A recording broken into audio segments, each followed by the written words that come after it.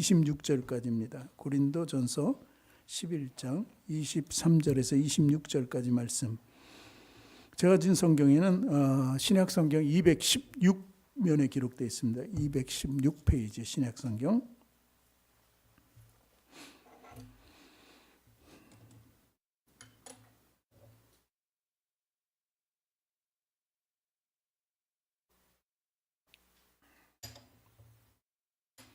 신약 성경 216페이지에 기록되어 있습니다. 고린도전서 11장 23절에서 26절까지 말씀 우리 찾으시면 함께 읽겠습니다.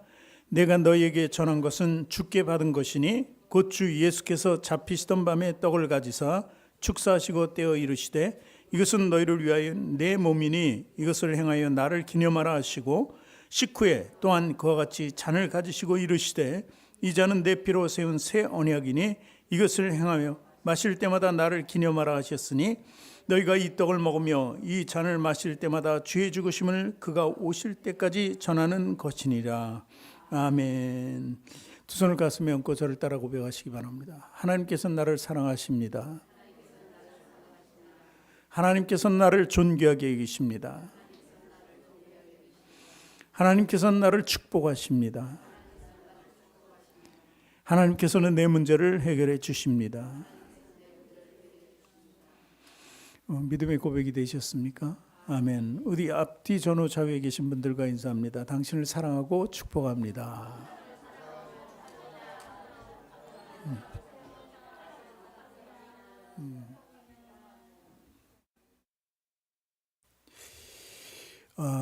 오늘은 성만찬의 의미, 성찬의 의미에 대해서 그 제목을 가지고 말씀과 은혜를 나누고 이따가 또 그대로 행하도록 하는 시간을 또 갖도록 하겠습니다. 참 우리 사람이라는 게 신비롭습니다. 신비로운 게 여러 가지가 있는데 오늘도 몇 가지를 소개하겠지만 첫 번째 보면 참 어머니, 모든 어머니는 생명의 근원이라 그래요. 그 생명을 가지고 생명을 또 낳는 거예요. 생명을 나눠준다고 얘기하죠. 어떻게 보면은 물론 씨는 있어야죠. 남자가 있어야 또 여자가 어머니로서 어머니가 된다는 것은 아이를 갖는다는 거죠. 아이를 낳는다는 거예요.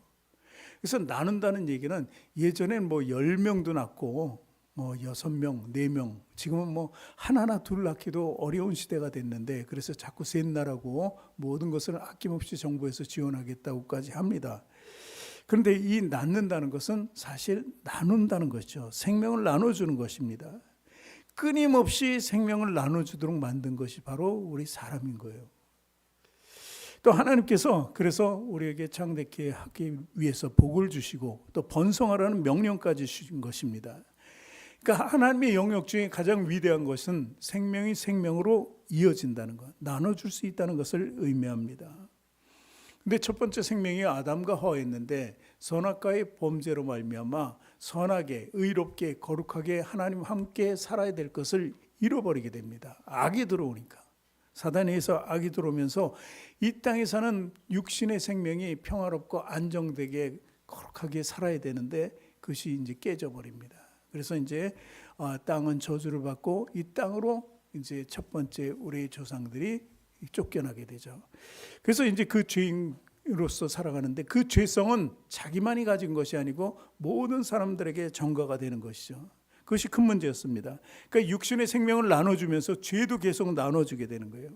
어떤 사람도 의롭게 살 수는 있지만 의인은 되지 않는다는 거예요. 자기 스스로 의롭게 살려고 애는 쓰지만 죄성은 감추지 못했다는 것입니다. 그래서 하나님께서는 또 신비로운 영역을 하나 또 만들어 가시죠. 그것은 바로 우리를 만들고 우리를 사랑하시기 때문에 그래서 죄는 미워하시는 분이에요. 죄와는 함께 할 수 없는 분이에요. 그래서 한 가지 방법을 만들어 주시는데 이미 아담과 하와를 이 땅으로 쫓아낼 때 얘기하죠. 약속을 합니다. 그게 원복음인데 너희는 누군가 너희 씨로서 여인의 후손으로 말미암아 구원을 얻을 것이라는 것을 약속합니다. 그분이 바로 예수 그리스도라는 것이죠. 그래서 예수 그리스도를 통해서 모든 죄가 사해지는 거예요. 그러니까 이 땅에 사는 죄악된 육신이 거듭남으로 인해서 이 땅에서 다시 한번 주님을 통해서만 거룩하게 될 수 있는 거죠. 내 스스로 거룩해질 수는 없어요. 죄의 사함을 받을 수도 없습니다. 그러나 예수님을 통해서 이제 거듭난 생명을 가지게 되는 거예요. 육신이지만 처음에 육신은, 우리가 태어난 육신은 죄성을 가지고 태어났어요. 죄인이에요.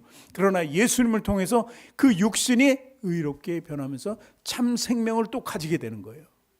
그러나 그 완전치 않은 생명이 나중에 우리가 죽어서 정말 믿음의 성도들에 대해서 죽을 때 그 거듭난 생명, 그 생명을 가진 게 영생이죠. 그러니까 어떻게 보면 첫 번째 생명은 죄인된 생명, 두 번째는 여기서 거듭난 생명, 세 번째는 영생이라는 것입니다. 이 영생을 가기 위해서 우리는 예수님을 반드시 만나야 되고 예수님이 찾아오실 때 우리는 영접해야 된다는 사실입니다. 그것이 바로 하나님의 사랑이에요. 하나님을 배반한 우리 인류의 조상을 다시 한번 하나님께서는 기회를 주고 저들을 살리기 위해서 그 사랑을 베풀어 주시기 위해서 독생자 예수 그리스도 당신의 아들을 내어주셨다는 것입니다. 이것이 바로 하나님의 위대하신 사랑이에요. 모든 고난과 고통을 받으신 건 예수 그리스도예요. 그렇지만 우리를 위해서 하나님께서 내어주시고, 내 아들이 모욕을 당하고 매를 맞고 만약에 죽어간다면 얼마나 슬픈 일이에요. 우리는 그 일을 감당할 수 없습니다. 내 자식이 그런다면. 그렇잖아요? 어떤 분은 개 한 마리도 그렇게 눈물을 흘리면서 아프면 주체하지를 못하고 그냥 안타까워서 그러는데, 내가 낳은 자식이라면 어떻겠습니까? 그러니 왜 그럴까요? 고통이 따르기 때문에 그래요. 그 해산의 고통이. 예수님도 마찬가지입니다. 그 고통이 얼마나 심했을까요? 예수님은 두려움, 인자, 사람의 몸으로 왔기 때문에 당신이 십자가에서 죽으실 것이라는 걸 알았어요. 얼마나 두려웠겠어요. 한시된 그 사람들, 내 목숨이 언제까지 3개월, 6개월 하는 사람은 그 3개월, 6개월이 그러면은 2달 29일까지 내가 즐겁게 살고 하루만 죽으면 되지, 이런 사람이 있습니까? 그것을 듣는 순간서부터 모든 것이 내려앉고 주저앉고 정말 어떻게 살아야 될지 그 고민 속에, 고통 속에 살아가는 거예요. 아픈 고통보다도 죽어야 된다는 그 고통 때문에 더 힘들지 않습니까? 그런데 이 예수님은 그러지 않으셨을 거예요. 그 두려움 속에서 얼마나 두려우셨으면은 겟세마네의 기도를 하셨는 거예요. 땀방울이 피가 되도록 이 잔을 피하게 해달라고까지 말씀하신 분이, 어떤 것이든지 무조건적인 순종하신 분이 한 번쯤은 이렇게 얘기해 본 거예요. 그러나 피할 수 없는 잔이셨습니다. 그리고 그 고통이, 두려움의 고통이, 그 기도의 고통이 결국은 모욕을 당하고 뺨도 맞고 침뱉음을 당하고 채찍에 맞고 가시면류관을 쓰고 골고다까지 그 무거운 십자가를 지고 가셔요. 물론 또 반은 다른 사람이 지어줬지만 어쨌든 그 고통 속에서 못 박혀 죽으신 예수 그리스도, 이것이 바로 해산의 고통이라는 것입니다. 한 여인의 몸으로 아이를 낳을 때 얼마나 고통스럽습니까? 그 잉태하는 순간서부터 사실 여러 가지 고통이 따릅니다. 그렇잖아요? 음식을 제대로 못 먹죠. 냄새도 못 맡죠. 이런 고통 가운데 아이는 점점 자라면 정말 몸을 가누기도 힘든데, 그래서 애를 낳을 때도 얼마나 고통이 심합니까? 이 고통을 통해서 새로운 생명이 낳는 거예요. 그러니까 예수님이 십자가에서 죽는다는 것은 바로 그 새 생명을 낳기 위한 고통의 단계를 이뤄나갔던 것입니다. 그렇기 때문에 우리는 더 큰 은혜로 살아야 된다는 것입니다. 예수님께서 그렇게 십자가에서 죽으신 이유는 뭐예요? 더 풍성한 은혜, 풍성한 생명을 우리에게 주시기 위해서 그래요. 저 사단이 우리를 망가뜨렸는데 그 도적질하는 사단을 물리치고 우리에게 생명을 주시기 위해서 예수님 그렇게 처절하게 십자가에 못 박혀 죽으셨다는 사실입니다. 요한복음 10장 10절에 보니까 이렇게 기록되어 있습니다. 도둑이 오는 것은 도둑질하고 죽이고 멸망시키는 것뿐이요, 내가 온 것은 양으로 생명을 얻게 하고 더 풍성히 얻게 하려는 것이라, 이렇게 기록되어 있습니다. 여기서 양은 순전한 것 이런 것을 얘기하는 것이 아니에요. 순종을 하면서 죽기까지 순종하는, 아무 소리도 안 내고 죽기까지 순종하는 그 양의 모습으로 더 풍성하게 우리에게 생명을 나눠주시기 위해서 이 땅에 오셨다는 것입니다. 예수님 그 6시간의 고통이 얼마나 심하셨을까요? 십자가에 달려서요. 그래서 예수님 고통에 몸부림을 치면서 고통의 소리, 십자가상의 치건 중에서 한 말씀이 뭐예요? 엘리 라마 사박다니. 이것은 내가 죄를 지어서 내가 하나님께 불순종해서 내가 지금 고통당하는 것이 아니라 어떻게 모든 인류의 죄악을 담당하기 위해서 그 고통에 몸부림치면서 엘리 라마 사박단이라고 말씀하셨던 거예요. 그게 번역한 뭐예요? 나의 하나님 왜 나를 버리시나이까? 그러니까 죄에 대해서는 하나님께 버림받는다는 사실을 우리에게 알려주시고 고통의 몸부림 목소리로 나타내 주셨다는 사실입니다. 그래 우리는 우리 안에 죄가 있다면 반드시 버림받는다는 사실을 믿어야 된다는 것입니다.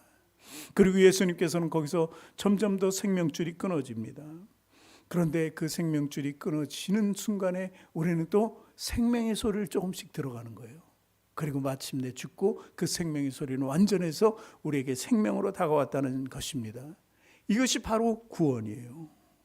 그러면서 예수님께서는 그 십자가에 못 박혀 죽으시는 그 처절한 모습을 어떤 비유로 드셨어요? 그의 몸과 그의 피를 나눠주는 걸로 말씀하신 거예요.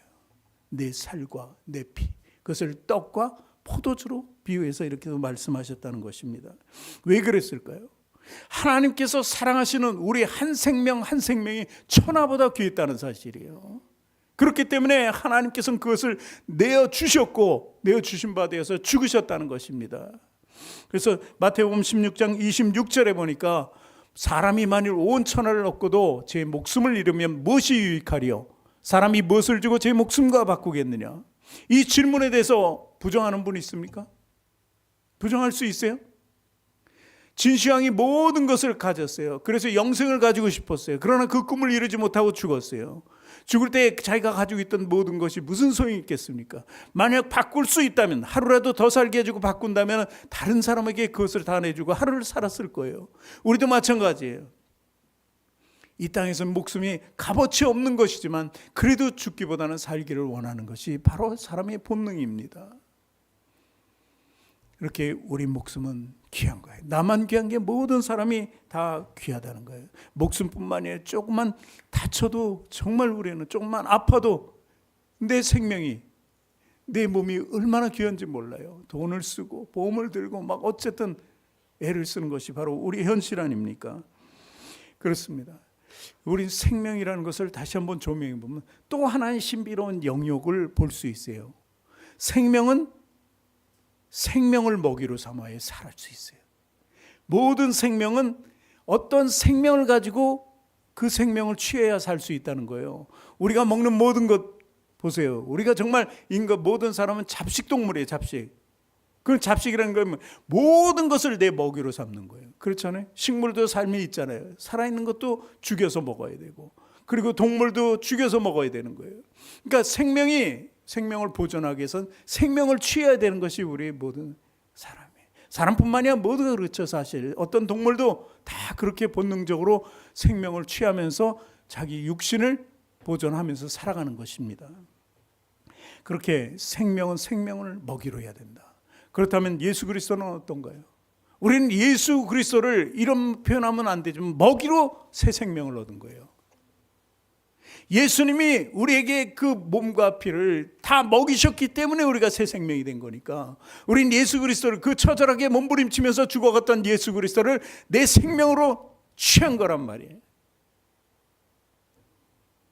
그래서 우리는 어떻게 보면 예수님께서는 내 생명의 먹이로 이 땅에 오셨구나, 이렇게 생각할 수도 있는 거예요.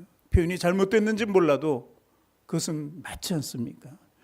그래서 이렇게 말씀하셨어요. 요한복음 6장 51절서부터 보면은 예수님께서 이렇게 말씀하셨어요. 내가 너희의 먹이가 되리라 하는 말씀이죠. 내가 너희를 먹고 살게 해줄 것이라는 거예요. 이 땅에서 먹고 사는 재물과 돈을 준다는 것이 아니라 생명 그 자체를 주어서 너희가 끊임없이, 그 생명은요, 예수님이라는 생명은 한 번 먹으면 돼요. 그리고 내 안에 두면 돼요. 계속 먹을 필요는 없다는 것입니다. 다른 것은 내가 살기 위해서 계속 먹고 섭취하고 배고프면 먹어야 되지만 우리 예수님은 한 번에 다 가득 채워주시는 분이에요. 그분이 어떻게 말씀하십니까? 51절서부터 조금 길지만 또 보겠습니다. 이따가 성찬할 때 또 읽어야 돼요. 나는 하늘에서 내려온 살아있는 떡이니 사람이 이 떡을 먹으면 영생하리라. 내가 줄 떡은 곧 세상의 생명을 위한 내 살이니라 하시니라. 이렇게 말씀하시잖아요. 자, 53절부터 이어서 읽겠습니다. 예수께서 이르시되 내가 진실로 진실로 너희에게 이르노니 인자의 살을 먹지 아니하고 인자의 피를 마시지 아니하면 너희 속에 생명이 없느니라. 내 살을 먹고 내 피를 마시는 자는 영생을 가졌고 마지막 날에 내가 그를 다시 살리리니 내 살은 참된 양식이요 내 피는 참된 음료로다. 내 살을 먹고 내 피를 마시는 자는 내 안에 거하고 나도 그 안에 거하니니 살아계신 아버지께서 나를 보내심에 내가 아버지로 말미암아 사는 것 같이 나를 먹는 그 사람도 나로 말미암아 살리라. 이것은 하늘에서 내려온 떡이니 조상들이 먹고도 죽은 그것과 같지 아니하며 이 떡을 먹는 자는 영원히 살리라. 아멘. 생명이 없는 이유. 왜 예수님께서 자꾸 반복해서 말씀하시면서 생명이라고 말씀하세요?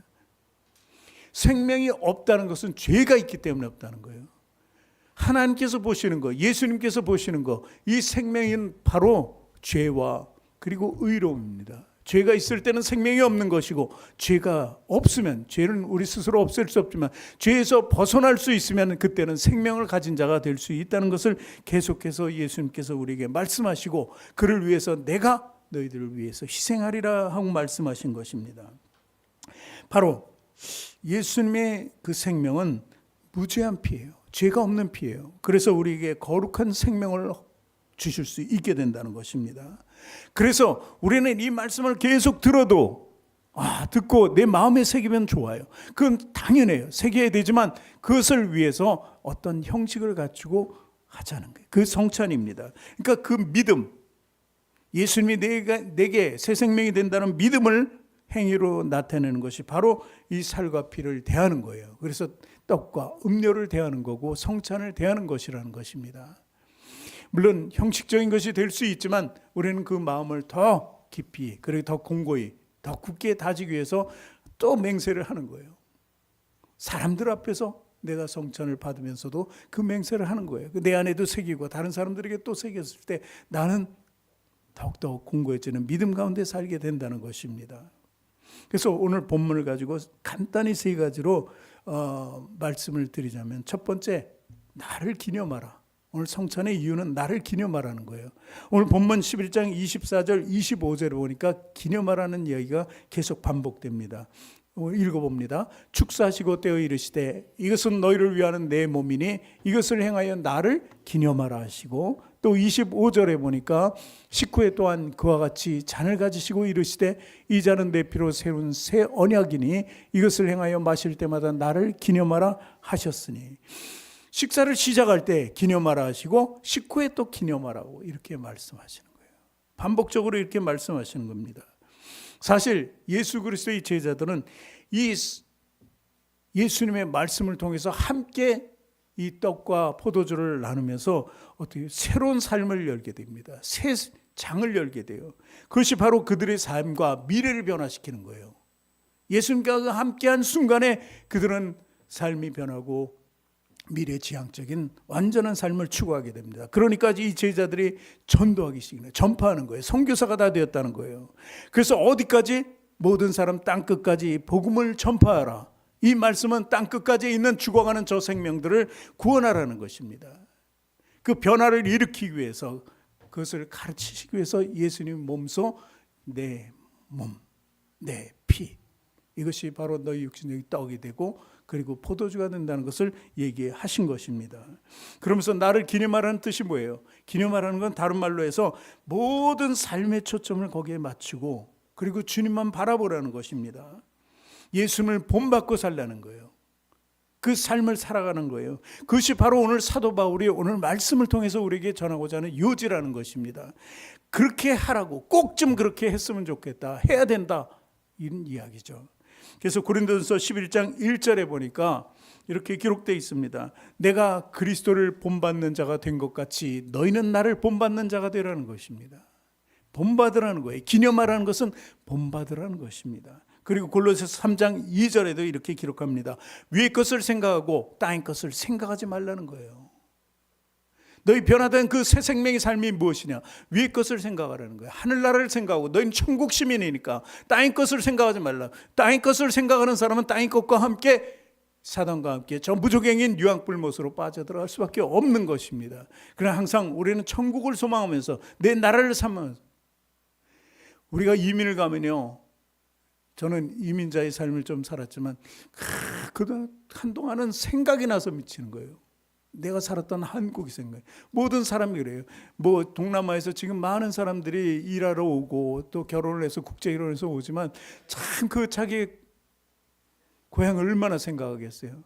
이 잘 사는 대한민국이 있고 자기는 정말 못 살아서 이렇게 여기까지 왔는데 늘 고생하고 있는데, 고생할 때마다 그가 집안에 있는 정말 형편없이 살아가는, TV에서 많이 보잖아요. 보니까 그냥 정말 필리핀이고 동남아 뭐 이런 데 베트남, 라오스 이렇게 사는 사람들 너무 형편없이 살아요. 근데 그 중에 한 명이 결혼해서 살면서 얼마나 생각했어요, 집안을. 뭐 그렇다고 이게 1년에 한 번 가는 것도 보니까 가지도 못하는 사람이 많을 뿐더러 몇 년에 한 번 가면 그냥 만나서 울고불고 너무 그거에 바로 위의 것을 생각하는 것. 우리 고향이 거기 때문에, 우리가 살아야 할 곳이 거기 때문에 거기를 생각하는 거예요. 위의 것을 생각하는, 하늘나라를 생각하는 거예요. 땅의 것을 생각하면 처절한 몸부림밖에 나올 수 있는 것이 없습니다. 힘들고 고통받고 고난받고 평생 나 살기 위해서 몸부림치며 자식 위해서 또 몸부림치고, 이런 삶이 우리에게, 그 생명의 신부기가 그러잖아요. 내가 나눠줬는데 그 나눠준 그 태생한 자식들을 위해서 또 모든 것을 바쳐야 되는 것입니다. 하나님도 그런 속성일 거예요. 내가 너희들을 낳았으니 해산의 고통으로 너희를 구원하리라. 예수님을 통해서 너희들을 구원하겠다는 그 말씀. 그러니 우리는 하늘의 것을 보고 살아야 돼. 우리에게 진정한 마음의 평안과 위로를 줄 수 있는 것은 하늘에 있는 거예요. 하늘에. 히브리서 12장 2절 말씀도 또 한번 읽어보겠습니다. 히브리서 12장 2절. 믿음의 주여 또 온전하게 하시는 이인 예수를 바라보자. 그는 그 앞에 있는 기쁨을 위하여 십자가를 참으사 부끄러움을 개의치 아니하시더니 하나님 보좌 우편에 앉으셨느니라. 우리가 이 말씀처럼 예수를 바라보고 하나님을 바라보면은 지금 현재는 너무나 고통스럽고 힘들어도 그런 거 개의치 않아요. 우리는 하늘나라 시민이기 때문에 언젠가는 하나님 나라에서 하나님 백성으로 살아갈 거니까요. 예수님께서 지금 우리 집을 짓고 계시는데 그 집의 주인이 돼서 살아간다는 것을 생각하면은 위로가 되고 위안이 되지 않겠습니까? 오늘 본문은 참 우리에게 많은 교훈을 줍니다. 그 중에서 두 번째로 보면 피로 세운 새 언약이라는 말씀이 나와요. 피로 세운 새 언약. 11장 25절을 다시 한번 읽겠습니다. 식후에 또한 그와 같이 잔을 가지시고 이르시되 이 잔은 내 피로 세운 새 언약이니 이것을 행하며 마실 때마다 나를 기념하라 하셨으니, 새 언약이라는 게 굉장히 중요합니다. 어떤 언약이에요? 그럼 옛날의 언약은 뭐예요? 구 언약이 있고 새 언약이 있습니다. 구약과 신약이 있듯이 이게 구약과 신약이 약속이 똑같은 언약이라는 거예요. 그런데 구약은요 신약과 똑같아요. 모든 죄는 피로써 정결하게 된다는 거예요. 피로써. 그럼 옛 언약은 어떤 것이었습니까? 짐승의 피로 대신해서, 우리가 짐승을 제물로 내 대신 드리고 내가 안수를 받고 그 동물이 나 대신 죽고 피를 흘렸을 때 그 피는 제단에 뿌려지고 그 백성에게 뿌려집니다. 그랬을 때 사함 받는 거예요. 한시적으로. 그것이 옛 언약이에요. 그리고 또한 율법입니다. 율법은 정말 이 구원할 수 있는 방법은 물론 10가지를 다 지키면, 10계명을 지키면 구원받을 수 있습니다. 그러나 아무도 거기서 벗어날 수 없어요. 그렇기 때문에 그 율법을 옛 언약이라고 합니다. 정말 동물의 피로밖에 할 수 없는 것. 동물의 피로만 계속되지 나 자신은 어떻게 구원받기는 어려웠다는 것입니다. 그것이 율법이었어요. 그러나 율법은 내 죄를 조명해 주기 때문에 그 죄를 깨닫고 이제 새 언약으로 갔을 때 이제 완벽한 새 생명으로 가는 거예요. 이제는 예수님께서 우리 대신, 그 맨날 잡아야 되는 짐승, 그 대신 예수님께서 대신하셨잖아요. 떡과 음료, 떡과 포도주, 그게 살과 피라는 거예요. 그렇기 때문에 이제 옛 언약은 지워졌고 율법은 이제 완전히 또 세워집니다. 그래서 율법의 역할을 잘 할 수 있는 것이 새 언약이라는 거예요. 그래서 그 새 언약이 모든 것을 완전케 했다는 것입니다. 그랬을 때 우리는 믿음으로 그 새 언약 속에 들어가야 된다는 것입니다. 이 새 언약은 어떤 것을 의미합니까? 세 번째로 보면 떡과 잔을 의미합니다. 이것이 새 언약의 결과예요.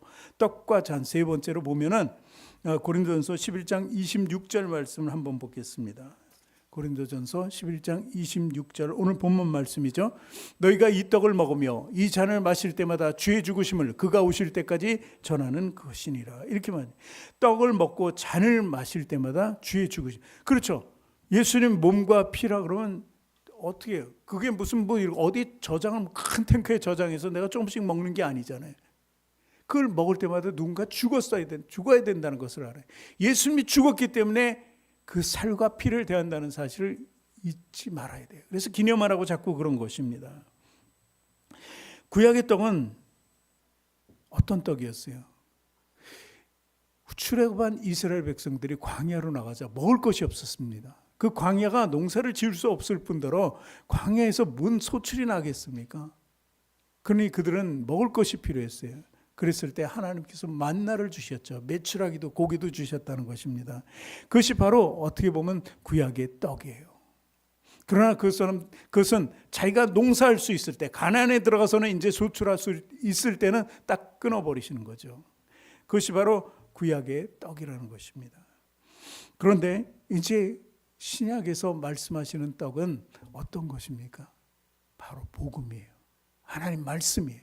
예수님이 전하는 그 말씀이 이제 진정한 떡이에요. 구약의 떡은 육신을 살리는 떡이었어요. 만나는. 그렇죠? 그러나 지금 이 신약시대에 예수님께서 약속하신 그 언약의 떡은 바로 우리 마음속에 새겨지는 구원의 징표라는 것입니다.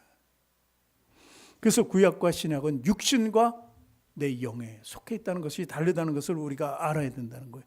그래서 그것을 먹을 때 하나가 되는 거예요. 구약에서 만나를 먹을 때 내게 힘이 되는 것처럼 예수님 몸과 피를 내가 육신적이 아니라 영적으로 받아서 먹을 때 우리는 예수님과 하나가 되면서 예수님처럼 능력을 가질 수 있고 예수님처럼 살아갈 수 있고 사단에 대해서 이길 수 있고 죄에 대해서 이길 수 있게 된다는 사실입니다. 이것은 우리가 결코 저버려서는 안 되는 믿음이라는 것을 믿으시기 바랍니다. 그래서 이 떡과 잔 두 가지는 한마디로 예수님의 몸이에요. 그렇죠? 몸은 완전하지만 피가 없이는 살 수 없는 것입니다. 그래서 이 떡과 포도주는 우리의 모든 것이 된다는 거예요. 떡이 돼야만 우리가 먹을 수 있고 피가 돼야 돼만 우리가 쌀 수 있는 것입니다. 그래서 가장 정말 표현할 수 있는 방법 중에 가장 좋은 것이 바로 이것이에요. 우리가 그것을 쉽게 취할 수 있기 때문에 하나가 될 수 있는 것이에요. 하나가 되면은 사실상 우리는 이제 내가 사는 것이 아니고 누가 사는 거예요? 이 안에 예수님께서 사는 거예요. 내가 강해요? 예수님이 강해요? 뭐 이건 게임도 안 되죠. 그러니 예수님이 사시는 거라고요. 그러면 어떤 능력으로 살아가요? 내 능력이 아니죠. 예수님 능력으로 살아간다는 것입니다. 그래서 갈라디아서 2장 20절에 보면 이 말씀이 기록되어 있습니다. 같이 읽겠습니다. 갈라디아서 2장 20절 내가 그리스도와 함께 십자가에 못 박혔나니 그런즉 이제는 내가 사는 것이 아니요 오직 내 안에 그리스도께서 사시는 것이라. 이제 내가 육체 가운데 사는 것은 나를 사랑하사 나를 위하여 자기 자신을 버리신 하나님의 아들을 믿는 믿음 안에서 사는 것이라. 이 위대한 고백입니다. 이 고백이 우리의 진실된 마음속에 있어야 돼요. 그리고 늘 고백할 수 있어야 된다는 것입니다. 예수님은 결혼식이라는 게 있잖아요. 혼인잔치 뭐 이런 얘기 있잖아요. 근데 예수님은 그때 누구예요? 혼인잔치의 주인공은 누구예요? 예? 그 뭐 사돈끼리가 주인이 되나? 아니면 뭐 온 사람들 하객이 주인입니까? 아니죠. 그때 주인은 딱 두 사람. 누굽니까? 신랑과 신부예요. 그렇죠. 그럼 예수님을 뭘로 표현합니까? 누구로 표현해요? 신랑이죠. 우리는요? 우리 원정화 위원장님은 신랑이에요, 신부예요? 남자지만 신부예요? 모든 사람이 신부가 된다는 것입니다. 그러니까 신랑과 신부예요. 이 두 사람이 이제 그 당시 예수님 당시에 갈릴리 지방이죠. 예수님이 사실 그곳에 그 이제 혼인할 때 먼저 행해지는 게 있습니다. 우리도 약혼하고 결혼하잖아요. 약혼이 요즘은 많이 없어졌는데 약혼하고 결혼하는데 약혼하기 전에 의식이 있습니다. 바로 그게 포도주 잔 가지고 해요. 신랑이 있습니다. 신부가 있습니다. 사실 뭐 연애하다가 하겠어요? 잘 모르는 상태에서 둘이 만나는 거죠. 어른들이 얘기하고 집안끼리 얘기하고 옛날 우리나라처럼 그렇게 해서 만나는 두 사람을 보게 됩니다. 그러면은 그 안에서 중간에 중재하는 사람은 포도주를 따라서 신부에게, 아직은 신부가 아니지만 여인에게 줍니다. 그 여인이 내가 결혼을 하겠다고 서약을 하면은 마시고, 그렇지 않으면 안 마시는 거예요. 안 마시면 그 결혼은 성립될 수 없습니다. 약혼도 안 되는 거예요. 근데 마시면 이제 결혼이 성립되는 것입니다. 이게 포도주의 의미예요. 그러면은 지금 제자들과 포도주를 나눴다 그러는데, 포도주 잔을 마시면 어떻게 돼요? 예수님과 하나가 될 수 있다는 거예요. 결혼하겠다는 거예요. 근데 마시지 않겠다면 거부하는 거예요. 우리에게도 권한이 있어요. 오늘 마시겠다면은 예수님과 함께 되겠다는 거, 마시지 않으면 아직 나는 거부하겠다는 뜻입니다. 그렇기 때문에 우리는 거부하지 말고 다 받아들일 수 있어야 돼요. 그게 혼인잔치의 첫 번째 시도가 바로 포도주예요. 그러니까 예수님께서 왜 그 최후의 만찬 때 포도주를 나눴을까? 예수님 피라는 것도 있지만 그들에게 쉽게 가르쳐 주는 거예요. 이걸 마시는 순간 너와 나는 한 몸이다. 너와 나는 하나다.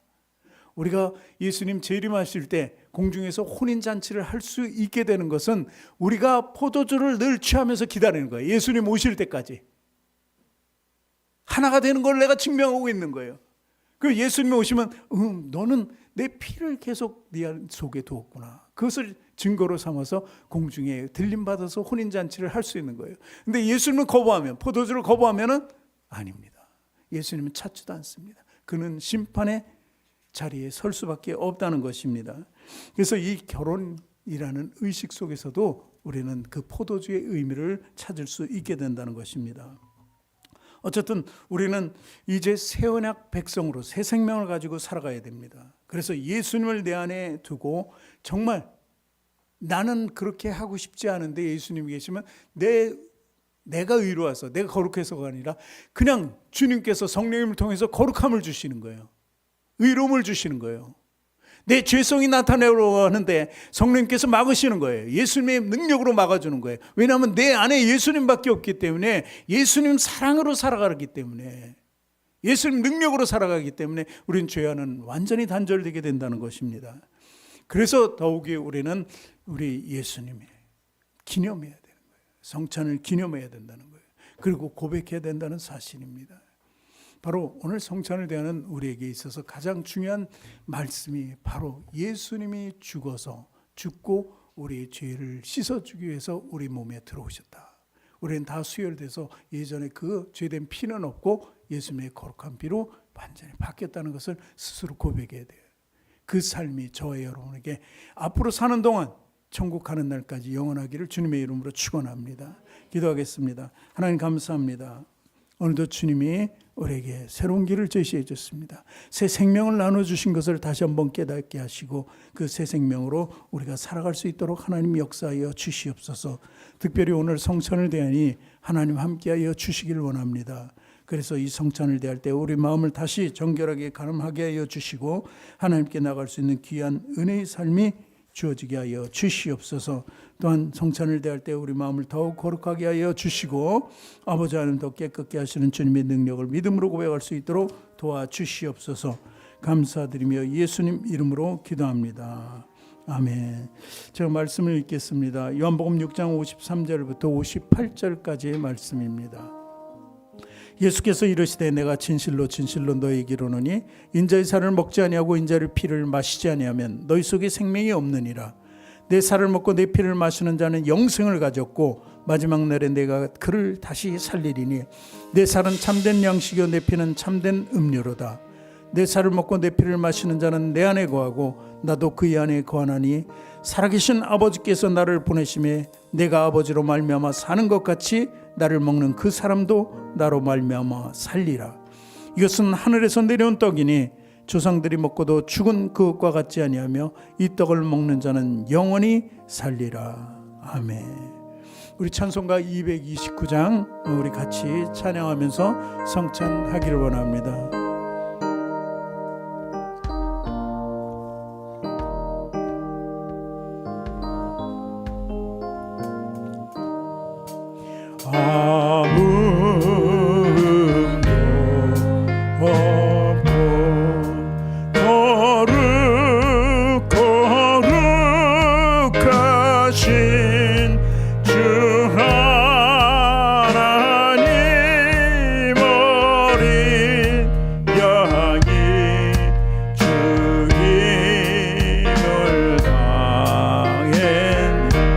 날 위하여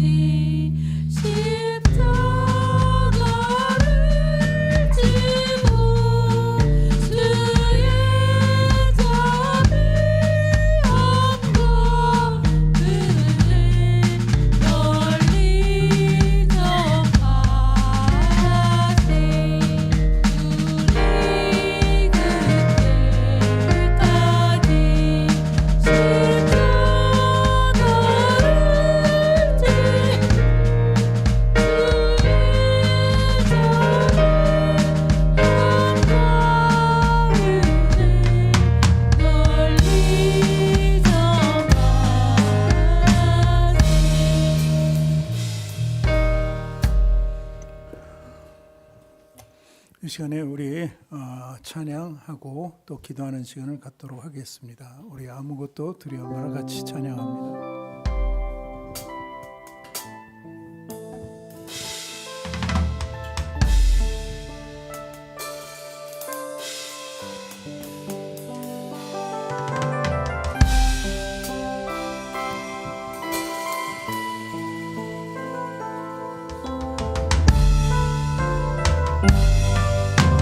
아무것도 두려워 마라.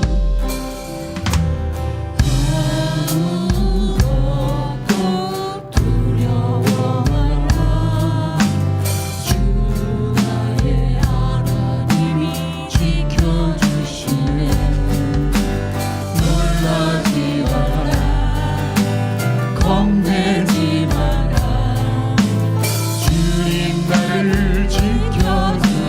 아무것도 두려워 말라.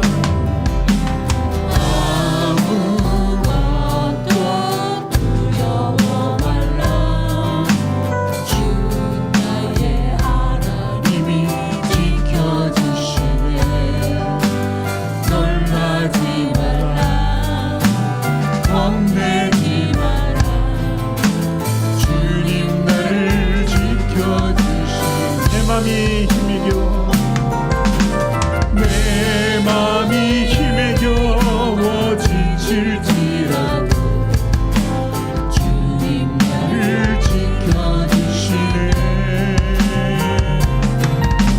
세상의 험한 분과 몰아칠 때도 주님 나를 지켜주시네.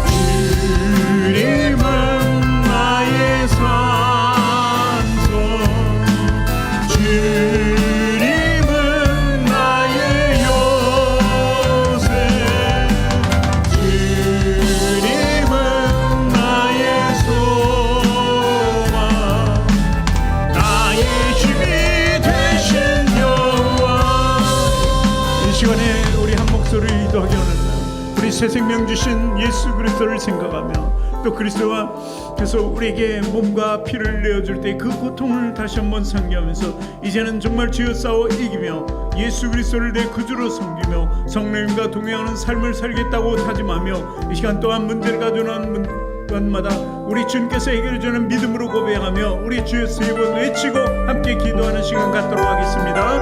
주여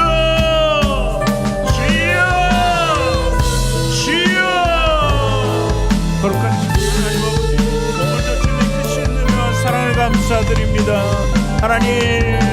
하나님과 같은 이 보잘것없는 한 생명을 위해서 독생자 예수 그리스도를 내어주시고 아버지 하나님 우리 진선 받게 하여 주시고 나를 천국으로 위해서 아버지 하나님 나는 이제 세상을 버리고 주님과 함께 살기를 원합니다.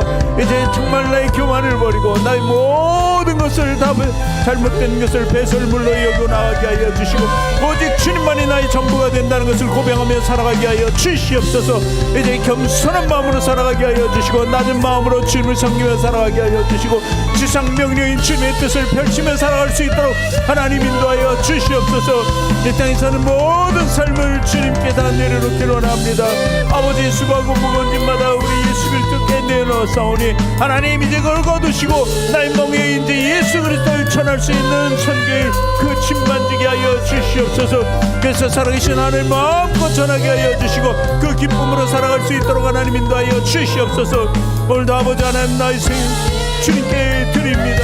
주님 항상 앞서가시고 주님이 계획하시기를 원합니다. 나의 나는 것을 다 버리고 나의 십자가를 지고 주님을 따르기를 원하오니 아버지 하나님 다시 한번 허락하여 주시옵소서. 그 그 참된 생명을 가지고 살아가게 하여 주시옵소서.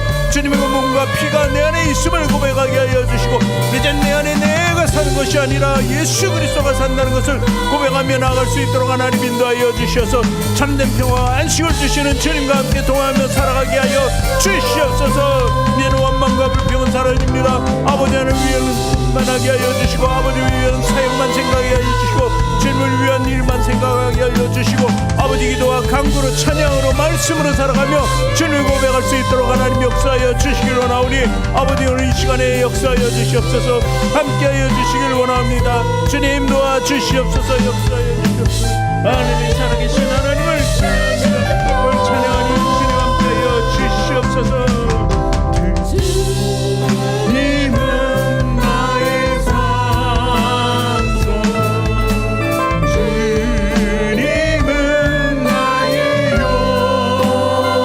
우리 자리에서 일어나서 찬양합니다.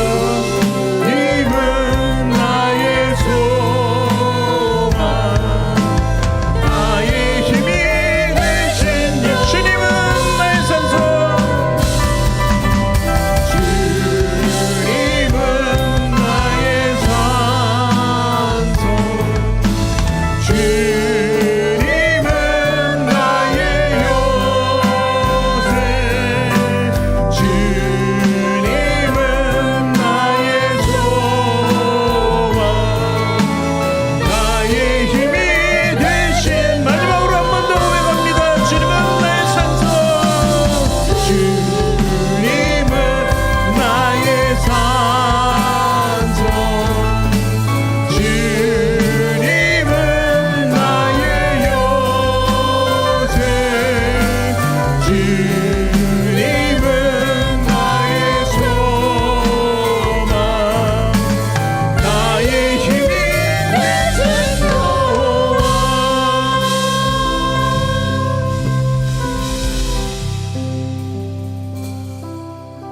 참으로 고마우신 주님, 오늘도 주님의 몸과 주님의 피를 대하며 다시 한번 주님의 은혜에 감사를 드립니다. 우리가 살아있는 것이 나의 나된 것으로 살아간 것이 아니라 오직 주님의 은혜로만 살고 있다는 것을 우리가 알게 하여 주시고, 우리 돌아본 이 과거의 인생을 다 묻어버리고 이제 새로운 새 생명을 가지고 나갈 수 있는 우리 인생을 펼치게 도와 주시옵소서. 이제는 과거의 교만을 버리고 과거의 죄된 것을 버리고 겸손하고 낮은 모습으로 주님을 섬기며 살아가게 하시고 순종의 삶을 드리게 하여 주시어서 정말 이 땅에서 나의 십자가를 지고 오직 주님만을 향해서 나갈 수 있도록 하나님 도와 주시옵소서. 우리 삶을 더욱더 아버지 하나님 풍요하기 위해서 하나님께 매달리게 하여 주시고 늘 기도와 찬양과 말씀으로 살아가게 하여 주시옵소서. 그래서 원수 사탄 마귀를 물리치고 우리의 삶을 마음껏 펼칠 수 있도록, 하나님의 나라를 펼칠 수 있도록, 하나님 세계를 펼칠 수 있도록, 예수 그리스도와 함께할 수 있도록 인도하여 주시옵소서. 병든 자를 고치시는 주님, 오늘 이 시간에 간곡히 주님께 간구하고 기도하오니 예수의 피로 저 병마가 떠나가게 하여 주시옵소서. 마귀가 떠나가게 하여 주시옵소서. 귀신은 떠나갈지어다. 모든 고통과 고난을 주는 그런 잘못된 모든 것들이 주님 앞에서 떠나갈지어다. 우리가 새 생명을 가지고 나갈 때 방해하는 원수 사탄 무기가 이제 떠나간 줄을 믿습니다. 믿음으로 고백하고 승리할 수 있도록 하나님 도와 주시옵소서. 아버지 하나님, 오늘 귀한 이 시간에 우리가 떡과 그리고 포도주를 대했습니다. 이것은 우리에게 떡과 그냥 피로 포도주가 아닙니다. 예수님 그 당신이신 것을 믿음으로 고백하게 하시고 그분이 내 안에 있음을 이제 우리 자랑하며 살아갈 수 있도록 하나님 도와주시옵소서. 또한 아버지 하나님, 오늘도 기쁜 마음으로 주님께 헌신하는 우리 귀한 성도들 하나님께서 품어주시고 하나님께서 갚아주시기를 원합니다. 예물 드린 손길마다 하나님의 은혜를 주시고 저들의 삶을 부욕케 하여 주시어서 하나님의 쓰고도 남음 있게 하여 주시고 모든 만방에 나눠주시고 저 죽어가는 영혼들에서 귀히 쓰이는 모든 예물이 될 수 있도록 하나님 도와주시옵소서. 감사하는 일이 늘어나게 하여 주시고 하나님께 축복받는 일이 늘어나게 하여 주시고 11조가 늘어나게 하여 주시옵소서. 그래서 참된 평화 안식을 누리며 많은 사람들에게 나눠줄 수 있도록 하나님 역사하여 주시옵소서. 이제는 우리 구주 예수 그리스도의 크신 은혜와 하나님의 지극하신 사랑과 성령님의 내주교통 인도 역사 운행하심이 오늘 성만찬으로 예배드리는 모든 성도들 머리 위에와 사업장과 직장과 가정과 자녀 학업에 지금부터 영원토록 함께 하시기를 간절히 축원하옵나이다. 아멘.